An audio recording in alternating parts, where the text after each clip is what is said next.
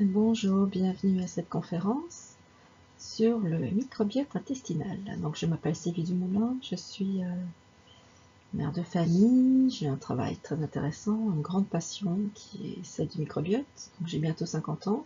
J'ai été malade de la maladie Crohn et c'est vrai qu'ayant été, moi je pense guérie, j'ai quand même essayé de comprendre pourquoi. Donc j'ai créé aussi une société de fabrication de kéfir et tout ce qui touche de loin ou de près au microbiote, toute publication scientifique m'intéresse vraiment. Je suis ça de loin et de près et de très près. C'est un sujet qui, à mon grand étonnement, n'est pas enseigné dans les cours des diététiciens nutritionnistes. Bon, ça va l'être, heureusement. Je pense que ça va vraiment être une révolution alimentaire à l'avenir. Donc je vais essayer de vous donner quelques repères, vous donner des principes et présenter quelques recettes vraiment très simples. Donc d'abord on va commencer par un peu de science avec quelques définitions. Donc en chiffres, il faut savoir qu'on a 100 000 milliards de micro-organismes à l'intérieur.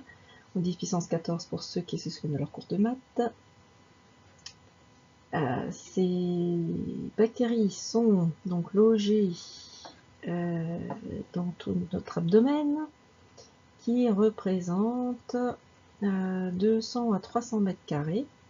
Donc c'est l'équivalent de 2 terrains de football, de volleyball, pardon, pas de football. Mais excuse pour des joueurs de foot. C'est quand même plus petit, mais ça fait quand même beaucoup. Il mesure 6 mètres. Mais il y a vraiment beaucoup de vie à l'intérieur. Il faut penser que tous les aliments doivent être déchiquetés, hydrolysés, fermentés pour pouvoir passer, pour être transformés en tout petits éléments qui vont donner l'énergie au corps. C'est vraiment une usine très très complexe qui consomme de l'énergie. D'ailleurs, la thermogénèse alimentaire ou dépense énergétique postprandiale représente 10 à 15% de notre dépense totale. 300 calories à rien que pour digérer. Et ça dure 3 à 5 heures. Et il faut savoir que plus on apprécie le repas, plus le besoin d'énergie est élevé. Donc mangez avec plaisir, avec envie, mais en quantité limitée. Je vous donnerai un truc pour ça vers la fin. Donc le deuxième rôle du microbiote, c'est effectivement l'immunité. Sans microbiote, nous ne sommes pas viables. C'est une protection vis-à-vis des bactéries pathogènes, mais aussi ça permet à l'organisme de développer son système immunitaire. Bon, je ne vais pas rentrer dans les détails, mais enfin, il y a eu des théories du cauchemar sur qu'est-ce qui se passerait si les bactéries disparaissaient. Déjà, le monde végétal disparaîtrait parce qu'il y aurait plus de fixation de l'azote. Beaucoup d'insectes disparaîtraient, enfin tous les insectes d'ailleurs, parce qu'ils sont aussi en symbiose avec des bactéries.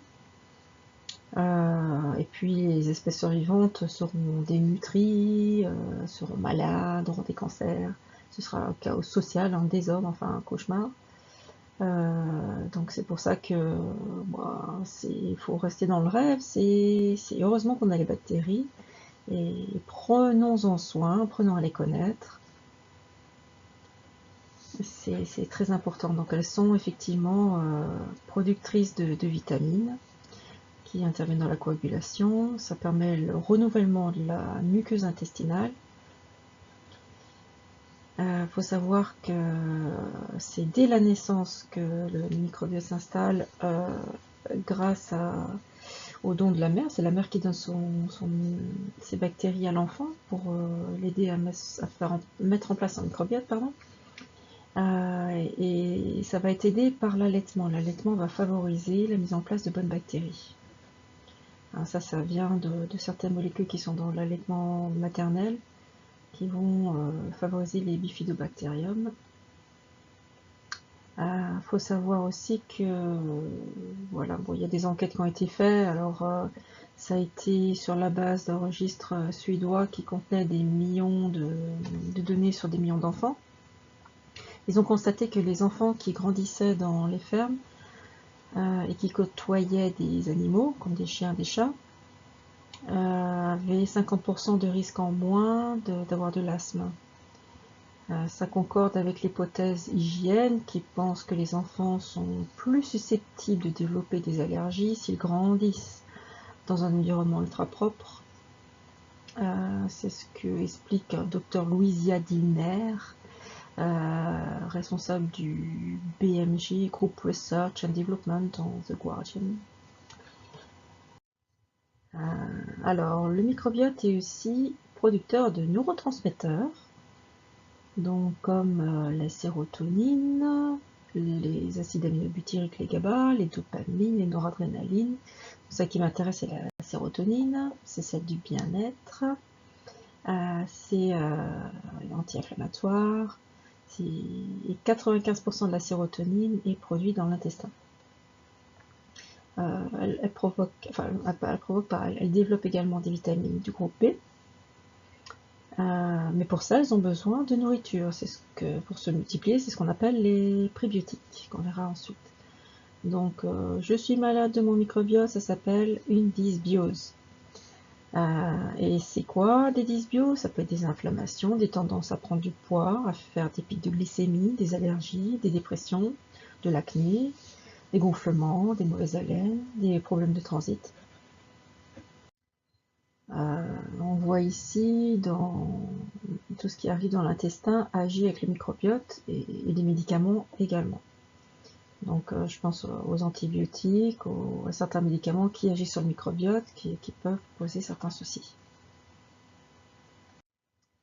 Donc dysbiose, j'ai un problème de microbiote. Quelles sont les causes possibles? Le stress, ça tout le monde connaît, l'alcool, le sport intensif, ça c'est très connu des sportifs de haut niveau, qui ont des gros soucis de transit, certains additifs, je pense au polysorbate, qui n'est pas génial pour les bactéries du microbiote, les polluants, les pesticides, insecticides, les infections et les traitements antibiotiques. Donc l'OMS estime qu'en 2020, 50% de la population en sera allergique, et une des causes possibles, c'est le microbiote. Alors, un petit aparté sur un problème où je pense que pas mal de gens vont se reconnaître, c'est le SIBO, le Small Intestinal Bacterial Overgrowth. C'est les bactéries du côlon qui se déplacent dans le petit intestin, l'intestin grêle, et par la digestion d'aliments qu'ils fermentent, ça va dégager du gaz. Le côlon lui est souple, mais pas l'intestin. Et l'intestin qui n'est pas souple, s'il y a du gaz dedans, ça provoque des douleurs, parce que c'est une région très sensible. Donc l'origine, c'est quand on bouge pas assez, quand on est stressé, après certains médicaments, une mauvaise hygiène de vie, une mauvaise alimentation. Donc ça provoque des gonflements peu après avoir mangé, type femme enceinte de 5 mois. Donc pour ça, il faut vraiment éviter les FODMAP, donc ce qu'on appelle les hydrates de carbone à chaîne courte, les sucres fermentés cibles, que ces bactéries adorent. Mais ça, c'est des régimes d'éviction totale qui doivent durer 3 à 6 mois. Donc on évite le pain blanc et certains aliments qui sont listés dans certaines listes de FODMAP. Moi, je conseille de prendre du gingembre qui favorise le transit, ça c'est reconnu dans beaucoup de publications. Des légumes déjà fermentés qui du coup ne fermenteront plus dans l'intestin, qui dégageront plus de gaz, et de prendre du kéfir, soit de lait ou de fruits, qui est recommandé pour ce genre de pathologie. C'est aussi recommandé grandement pour les maladies de Crohn et les maladies inflammatoires chroniques, donc les fameuses MICI. Donc ça, c'est vraiment un problème de dysfonctionnement du système immunitaire intestinal, qui est une réponse à quoi? Donc les hypothèses suggèrent aussi un déséquilibre qui implique la flore intestinale. C'est bizarre, on la retrouve partout.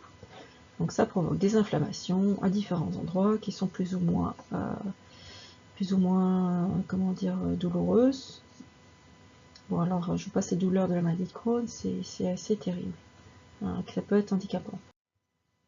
Donc pour ça, il faut avoir quelques repères alimentaires que je vais vous présenter. Donc qui sont issus du PNNS qu'on appelle PNNS 2017-2021.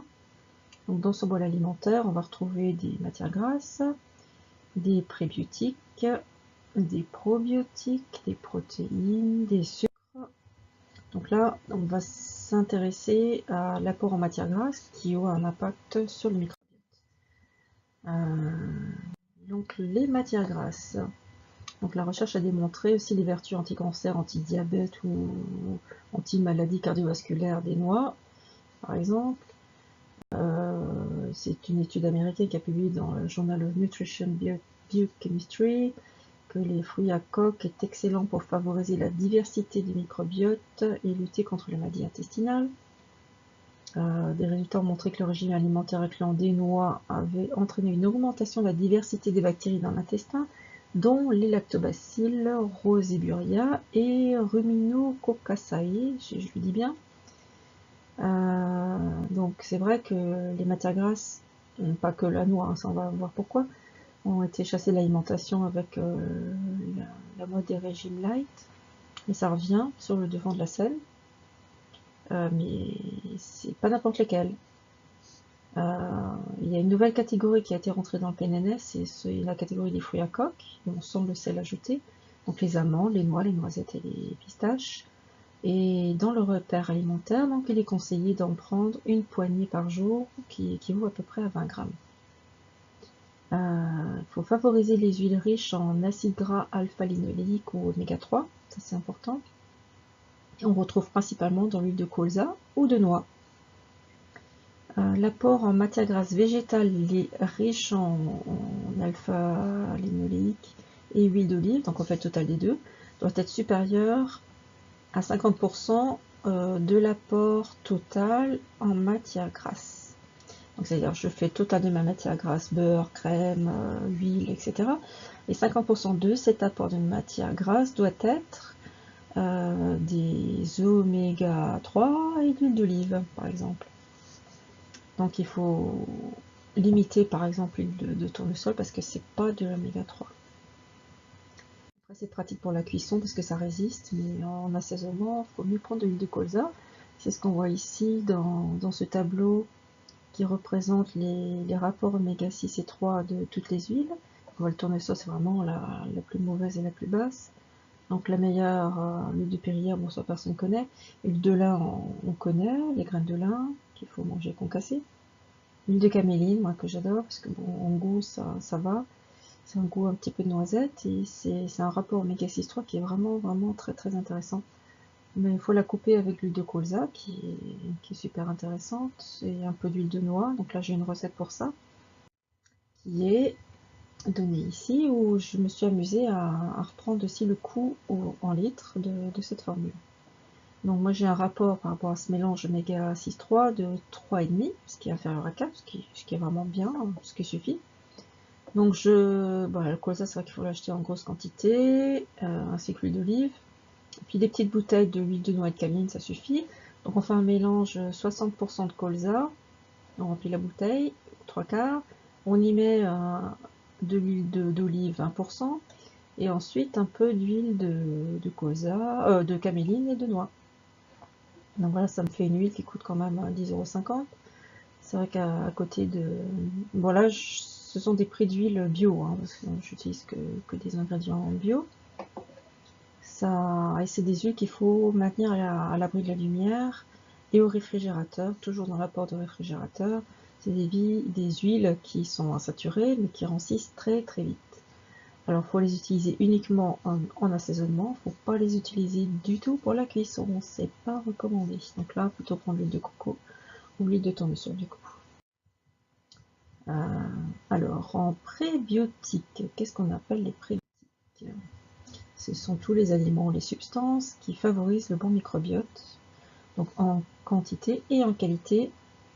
Alors, quantité, c'est diversification, c'est ça. La plus on est diversifié, mieux c'est. La richesse du microbiote, c'est sa diversité. Donc, pour ça, les prébiotiques, c'est essentiel.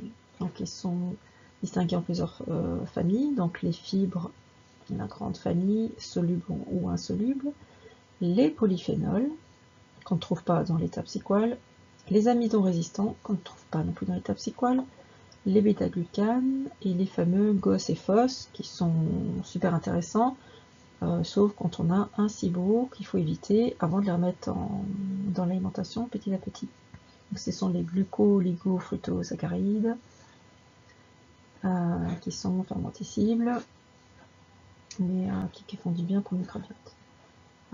Donc c'est vrai que c'est tout ce qui est identifié ici, donc les fruits rouges, les pommes, les bananes, les poireaux, le sang de blé ou d'avoine, les endives, les légumes, les fruits, l'ail, l'oignon, la patate. Enfin, on va voir après en détail tout ça. Donc les aliments qui sont riches en fibres solubles et insolubles, parce que l'étape c'est quoi? Il ne sépare pas les fibres solubles de insolubles, pas encore à ce jour. Donc le sang de blé, c'est principal apport en fibres, donc ils sont plutôt insolubles. Le sang d'avoine, lui, contient des fibres solubles mais insolubles en bonne quantité et des bonnes fibres solubles qu'on appelle bêta-glucane.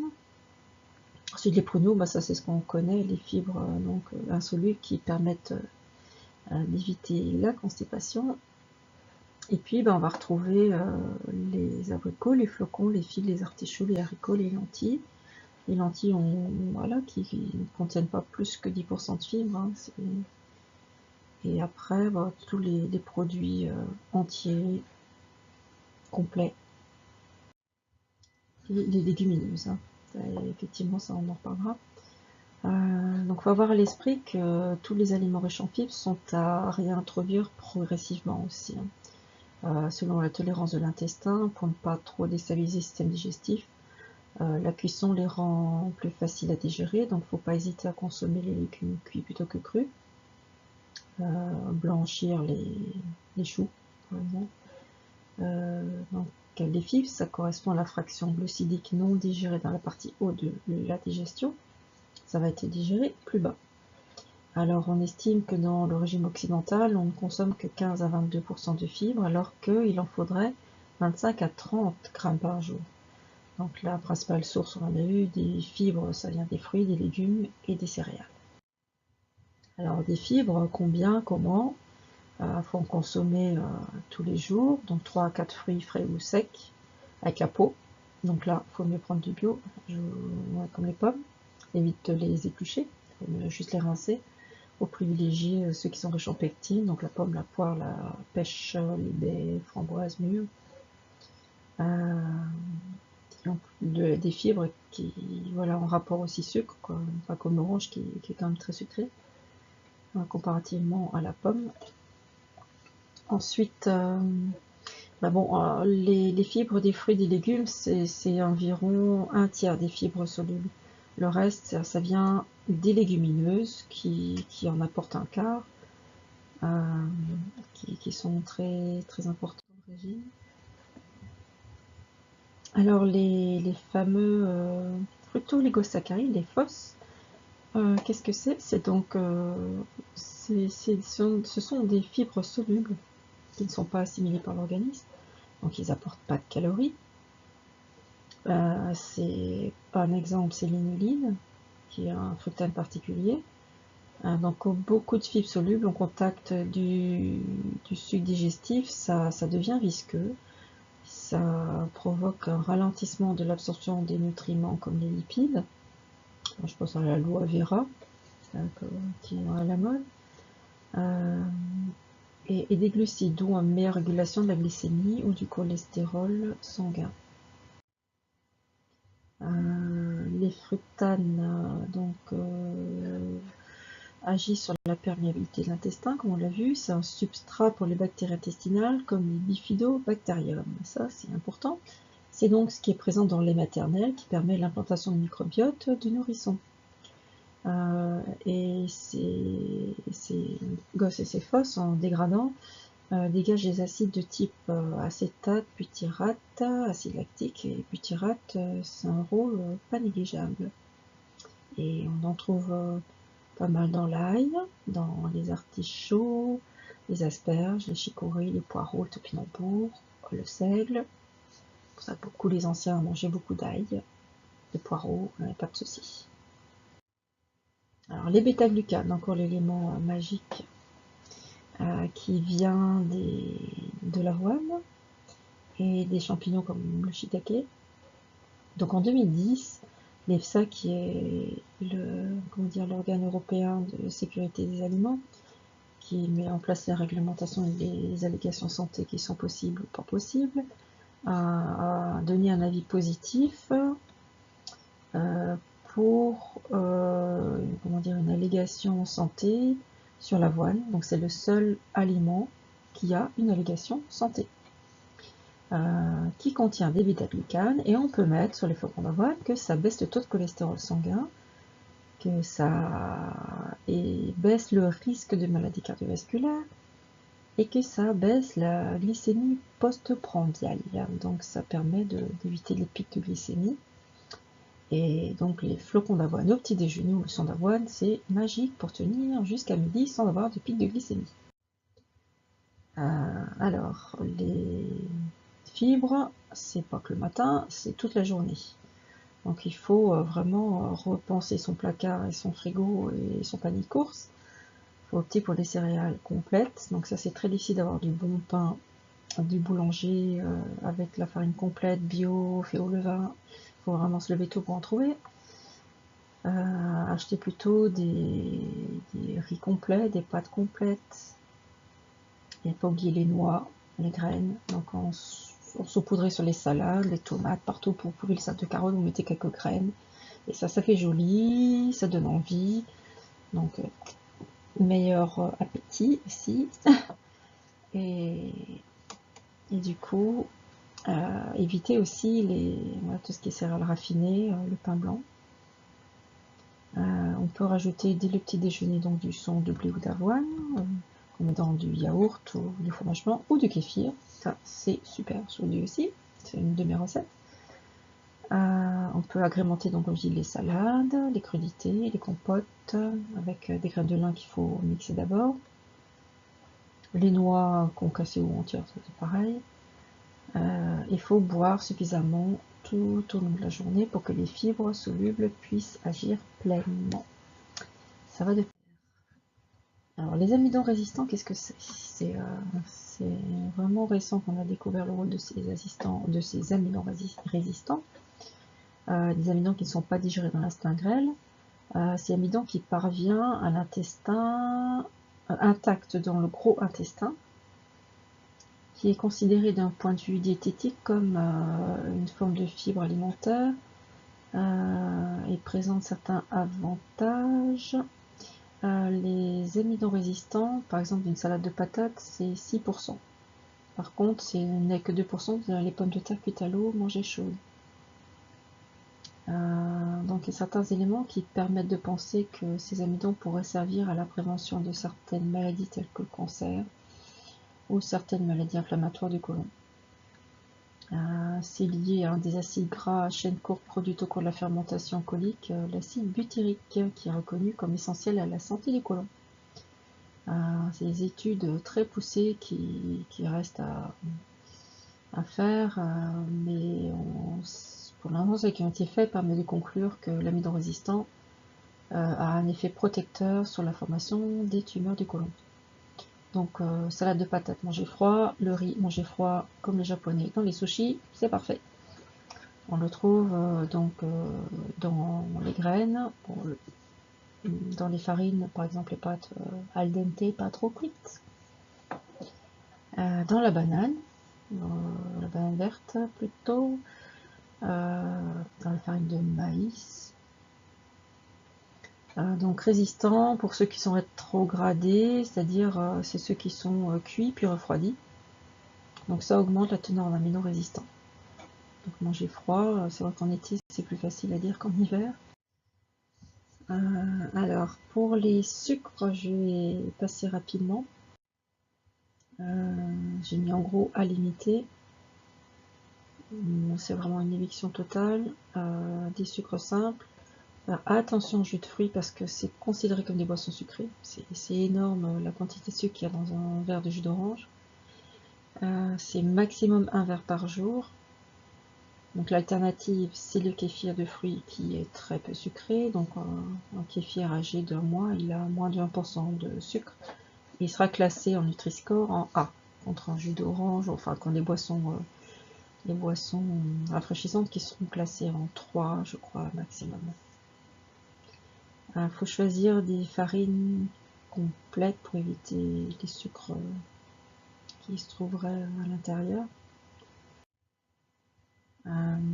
Ensuite, le repère des protéines, c'est pareil, je vais passer rapidement. Donc, à juste dire qu'il faut limiter les viandes rouges, ça c'est question dégradation, comment dire, dégradation des 1, 2, 3, comment dire, de l'apport en fer qui peut réagir, l'hémoglobine de la viande qui peut réagir avec les nitrates venant des légumes. Donc ça, il y a des études en cours. Il y a moins d'hémoglobine dans la viande blanche, donc moins de risque de réaction. Voilà, si on mange de la viande rouge, voilà, il y a certaines études qui disent qu'il faut manger des antioxydants en plus grosse quantité, d'autres pas. Enfin, bon, c'est encore un peu flou tout ça. Mais bon, quoi qu'il en soit, augmenter l'apport en légumineuses qui sont sources de protéines au prorata de la viande, c'est parfait. Alors je vais m'arrêter vraiment et vous décrire ce que c'est les probiotiques. Donc des bactéries vivantes, bénéfiques. Donc là j'ai mis des jolis dessins, donc le ventre qui va bien, la stimulation de l'immunité, et puis le kéfir, voilà qui est mon petit bébé. Donc la définition d'un probiotique selon l'OMS. Ce sont des micro-organismes vivants qui, lorsqu'ils sont ingérés en quantité suffisante, exercent des effets positifs sur la santé, au-delà des effets nutritionnels traditionnels. Donc il s'agit de bonnes bactéries qui participent au bien-être digestif, intestinal, mais aussi général, le bien-être. Donc le principe et le bon sens. Donc en principe, voilà, un gros principe, parce que ça, je pense qu'il y en a beaucoup qui s'en connaîtront. Si vous avez des ballonnements, des irritations, prenez des précautions par rapport aux aliments qui fermentent facilement. Donc le chou, il faut le blanchir, le cuire à 2 eaux différentes pour éliminer les glucides fermentescibles. Il faut faire tremper les légumineuses 2 jours plutôt qu'un, et changer l'eau chaque jour.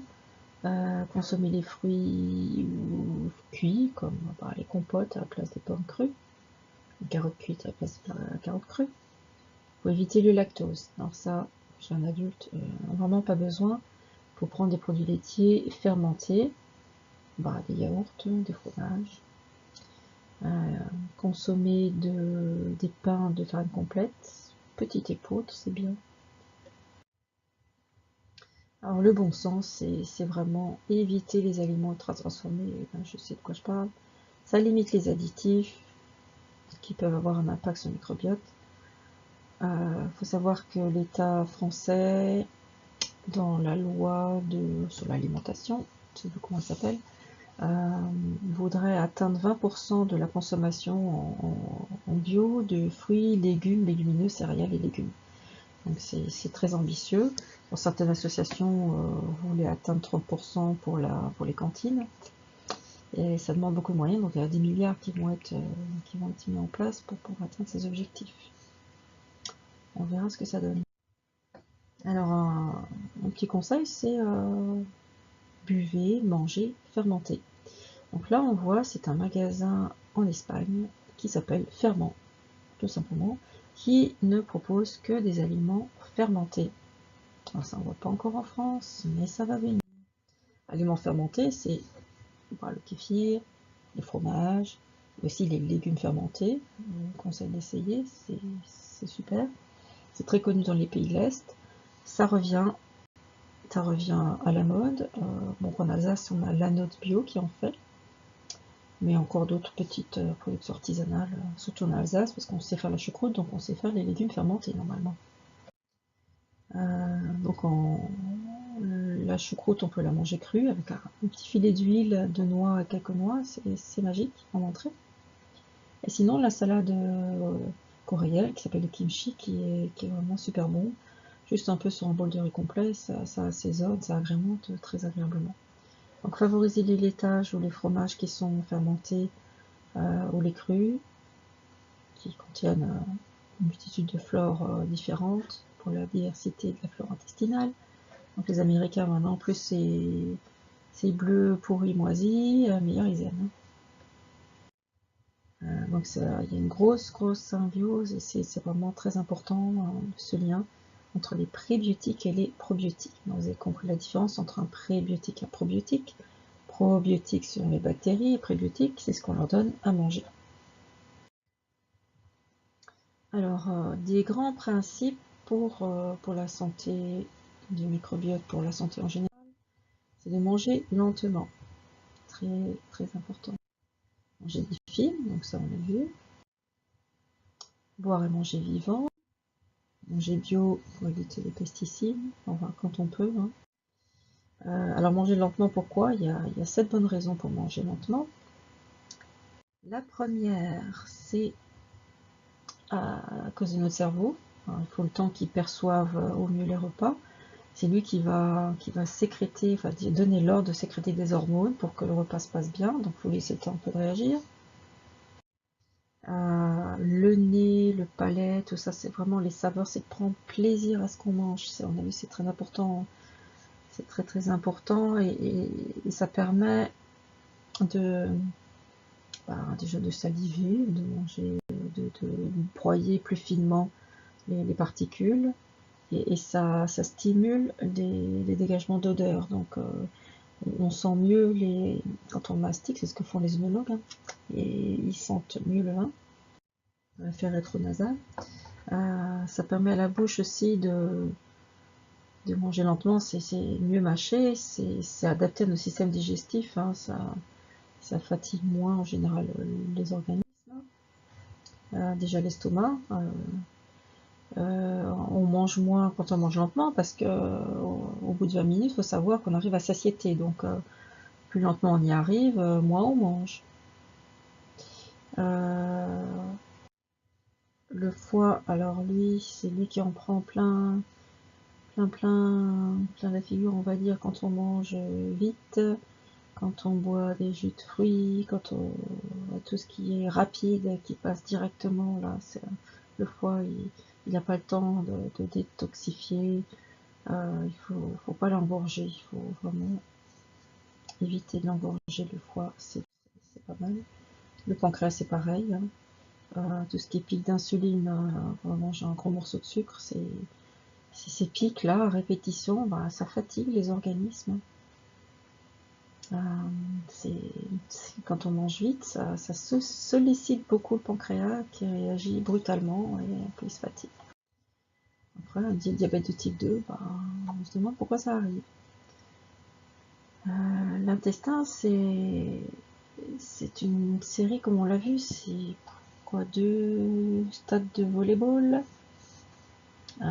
Ce serait bien que tout n'arrive pas en même temps, donc c'est bien d'arriver petit à petit, le temps que ça se répartisse bien, que toutes les réactions se fassent bien, qu'on ne brûle pas les étapes. Voilà, donc une fois qu'on a mangé lentement, c'est vrai que tout le monde est content, tout l'appétit va tout bas. Et pour vous aider, j'ai un petit truc magique que j'ai acheté sur internet, sur je ne sais plus, Slow Control. C'est la fourchette connectée pour les geeks, qui devient verte quand on peut manger. Une fois qu'on a mangé, il faut attendre le temps qu'on a paramétré, 10 ou 15 secondes, pour qu'elle redevienne verte. Et si on mange entre deux trop rapidement, on n'a pas de secousse électrique, mais on a une vibration. C'est quand même pas sadique.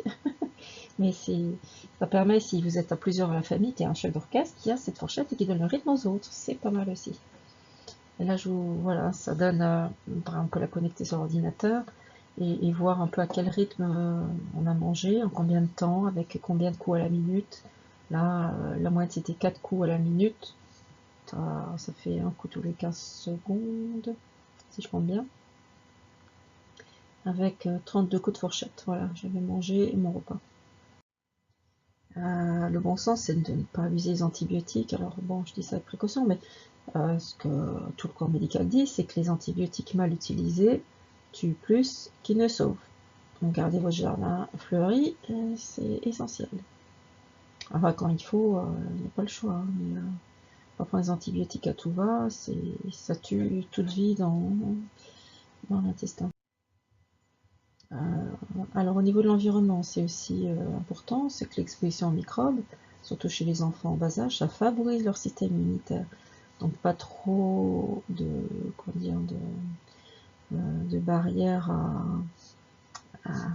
par exemple, il faudrait mettre les enfants au bac à sable, c'est pas pour rien aussi, ils sont du coup en contact avec les bactéries, les chiens, les chats, ça évite beaucoup de problèmes, dont les allergies plus tard.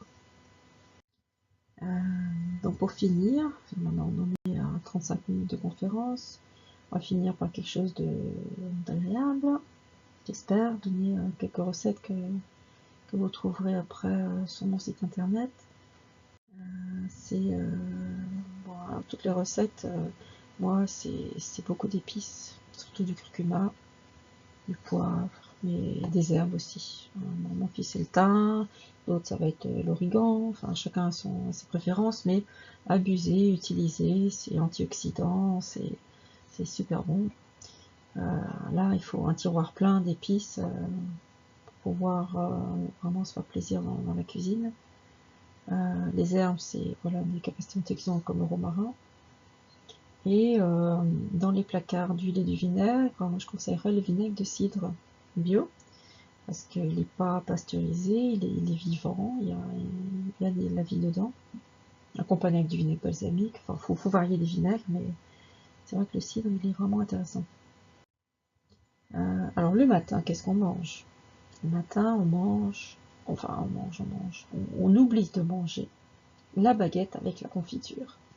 Alors ça c'est le plat français par excellence, mais qui fait vraiment très très mal au microbiote.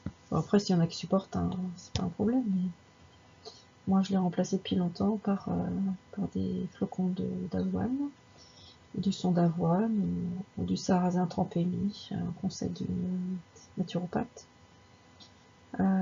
Associé avec une banane que je coupe à l'intérieur, des framboises, des fruits, enfin bon, après il faut avoir un congélateur à portée de main, ou alors des fruits lyophilisés, mais bon, ça coûte un peu cher. Des fruits de presse, c'est quand même bien en saison, des quartiers de pomme, enfin tout ce qu'on a sous la main, et des flocons d'avoine qu'on va réhydrater, alors la veille pour le jour, ou le matin même, hein, ça suffit, avec des laits fermentés, c'est mieux, par exemple du kéfir, du yaourt à boire, ou des kéfirs de fruits. Moi je fais l'expérience, je mets plus de lait, et le matin c'est du kéfir de fruits sur mon muesli, ça fait une petite mousse sympathique et un goût du coup vraiment agréable, et je mange plus que ça. J'ai convaincu mes collègues qui sont des fins gourmets. Et sans sucre, donc on rajoute pas de sucre sur son muesli.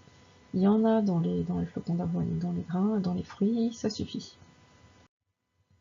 À midi, donc des légumes avec un peu de viande et du riz complet. Par exemple, ici en photo, un curry de poulet où je vois qu'il y a quand même majoritairement des légumes, une sauce avec des épices ou du curcuma et du persil, pareil, qui donne du fer, qui donne plein de fibres. Peut-être même des amandes qu'on va mettre à l'intérieur ou des noix, et du riz ou du quinoa complet. Ça, c'est le curry, c'est le plat magique par excellence. On peut vraiment mettre que des bonnes choses à l'intérieur. Le soir, c'est salade, repas light, avec des légumes fermentés par exemple. Donc là, j'ai un joli pot de kimchi. Depuis qu'on a découvert ça, on adore. Trouver des recettes sur internet et sur YouTube. J'ai mis la recette sur mon site internet également. Sinon, salade de quinoa complet avec un avocat, du gomasio pour saler, donc c'est des graines de sésame qui sont broyées avec un peu de sel. Ça remplace le sel, ça permet de baisser le taux de sodium. Parsemé avec des graines de courge concassées ou du lin concassé. Et puis quand c'est la saison, des lamelles de chouka, c'est bon, la ciboulette, du persil, enfin plein du vert, du rouge, du bleu. Enfin, du bleu c'est rare en alimentaire, mais enfin de la couleur sur vos salades, c'est essentiel pour un bon appétit. Voilà, sinon je vous conseille quelques livres à avoir dans sa bibliothèque qui sont vraiment super. Donc le grand lit des éléments fermentés qui vont vous permettre de fermenter des légumes, des laitages, vraiment bien fait. Un livre sur, voilà, si vous avez des problèmes de santé, lisez ce livre de Jacqueline Lacasse qui vraiment donne des conseils sur l'alimentation encore plus poussés que ce que j'ai pu vous faire pour avoir un régime hypotoxique. Alors, ça c'est vraiment pour ceux qui sont en phase cancéreuse, c'est important. Mais en général, voilà, je pense que tout le monde devrait essayer d'avoir un régime hypotoxique, ce serait pas mal aussi, pour vivre en bonne santé longtemps. Et puis un livre d'anglais, parce que bon, ils sont très à fond là-dessus. Hein. Il y a 180 marques de kéfir aux États-Unis, on en a trouvé beaucoup à Londres, c'est vrai qu'en France on en trouve un peu moins. Ils s'appellent The Gut, donc l'intestin, et ce sont des recettes faciles, riches en nutriments, bons pour la santé. J'espère que cette conférence vous a plu. Et moi, alors, je ne suis pas médecin, je vous le répète. Si vous avez un souci alimentaire, n'hésitez pas à aller voir votre médecin nutritionniste. Et puis bonne santé à tous et vivement vôtre. Merci, au revoir.